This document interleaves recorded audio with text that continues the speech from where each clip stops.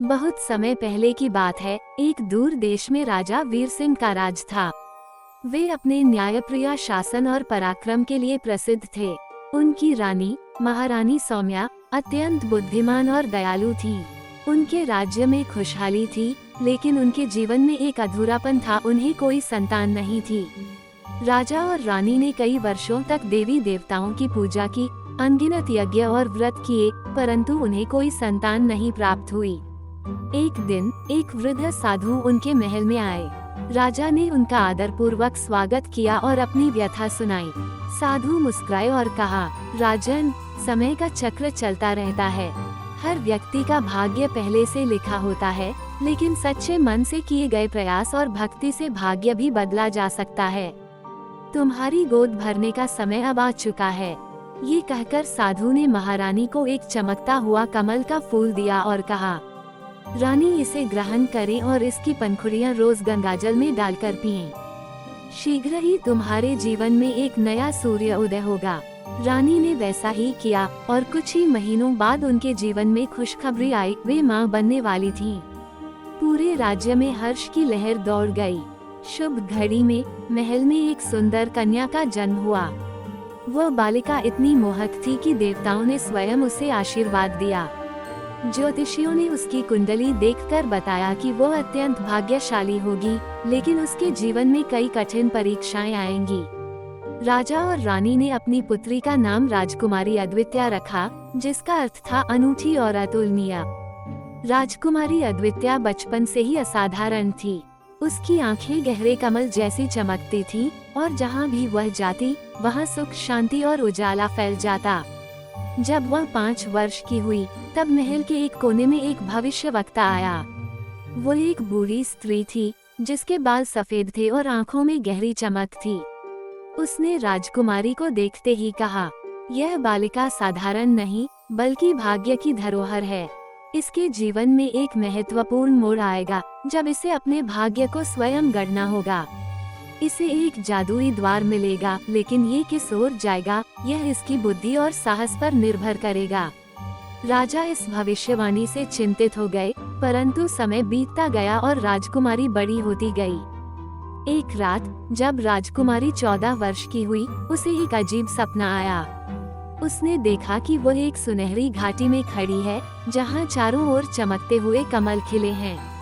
घाटी के बीच में एक विशाल संगमरमर का दरवाजा था, जिस पर रहस्यमय अंकित थे। जैसे ही वह दरवाजे को छूती, एक आवाज आई, तुम्हारे भाग्य का द्वार खुल चुका है, लेकिन ये केवल उन्हीं के लिए खुलेगा जो अपने हृदय की सच्चाई को पहचानते हैं। राजकुमारी ने जब आंखें खोली, तो वह पसीने से लथपथ थी। उसने तुरंत अपनी माँ को ये स्वप्न सुनाया। महारानी सौम्या ने गहरी सांस लेते हुए कहा, बेटी, ये केवल एक सपना नहीं है, ये संकेत है कि तुम्हारा भाग्य तुम्हें पुकार रहा है। राजकुमारी ने अपने माता पिता से अनुमति मांगी कि वह इस स्वप्न का रहस्य सुझाने निकले। पहले तो राजा वीर सिंह ने मना कर दिया, लेकिन फिर उन्हें याद आया कि भाग्य को कोई नहीं टाल सकता। अंततः उन्होंने राजकुमारी को एक विशेष अमूल्य ताबीज दिया और कहा, ये तुम्हारी रक्षा करेगा, लेकिन याद रखना, तुम्हारा सबसे बड़ा हथियार तुम्हारी बुद्धि और साहस है।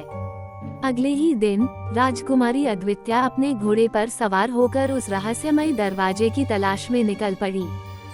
कई दिनों की यात्रा के बाद वह एक अनजान जंगल में पहुंची, जहां हर ओर घना कोहरा था। अचानक उसके सामने वही घाटी प्रकट हुई जो उसने अपने सपने में देखी थी, और वहां ठीक सामने वही संगमरमर का विशाल दरवाजा था। जैसे ही उसने दरवाजे को छुआ, अचानक दरवाजा चमक उठा और उसमें से एक मंत्रमुग्ध कर देने वाली आवाज आई, तुम कौन हो और इस द्वार को क्यों पार करना चाहती हो? राजकुमारी ने निडर होकर उत्तर दिया, मैं अपने भाग्य को समझना चाहती हूँ और अपने जीवन का उद्देश्य जानना चाहती हूँ।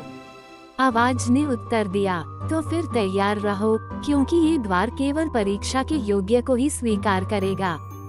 जैसे ही दरवाजा खुला, राजकुमारी एक जादुई भूमि में प्रवेश कर गई। ये जगह स्वप्नलोक जैसी थी। आकाश में रंगीन धुंध थी, फूलों की घाटियां थीं और हवा में संगीत बह रहा था।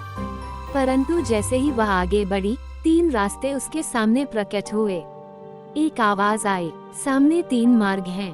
पहला मार्ग शक्ति का है, जहाँ केवल बलवान ही आगे बढ़ सकते हैं। दूसरा मार्ग बुद्धि का है, जहाँ केवल ज्ञानी ही सफल हो सकते हैं। तीसरा मार्ग करुणा का है, जहाँ केवल दयालु हृदय वाले ही विजय प्राप्त कर सकते हैं। अब तय करो, तुम कौन सा मार्ग चुनोगी? राजकुमारी ने सोचा और कहा, शक्ति बिना बुद्धि के अधूरी है और बुद्धि बिना करुणा के निरर्थक। मैं करुणा का मार्ग चुनूंगी। जैसे ही उसने करुणा का मार्ग चुना, दरवाजा खुला और वह एक सुंदर महल के सामने खड़ी हो गई। वहाँ एक दिव्य स्त्री खड़ी थी, जिसकी आंखों में आकाश की गहराई थी। उसने कहा, तुमने सही रास्ता चुना है, राजकुमारी। भाग्य केवल उन्हीं का साथ देता है, जो शक्ति, बुद्धि और करुणा का सही संतुलन रखते हैं। अब तुम्हारा भाग्य तुम्हारे हाथ में है। जब राजकुमारी महल वापस लौटी, तो वह पहले से अधिक समझदार और शक्तिशाली बन चुकी थी। उसने अपने राज्य की भलाई के लिए कई निर्णय लिए, जिससे उसका राज्य और समृद्ध हुआ।